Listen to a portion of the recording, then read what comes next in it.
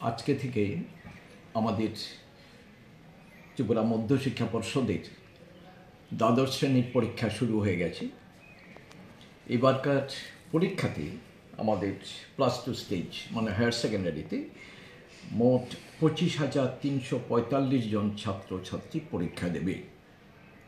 তার মধ্যে regular student আছে 24,263 জন, কন্টিনিউড আছে 338 জন, কম্পার্টমেন্টাল আছে 525 জন, এক্সটার্নাল 192 জন, আর ইকুইভ্যালেন্স আরেকটা ক্যাটাগরি, এতে পরীক্ষা দেবে শুধু 3 জন, ইমপ্রুভমেন্টের জন্য পরীক্ষা দেবে 23 জন, আর সিঙ্গল সাবজেক্ট পরীক্ষা দেবে অনলি ওয়ান ক্যান্ডিডেট, একজন।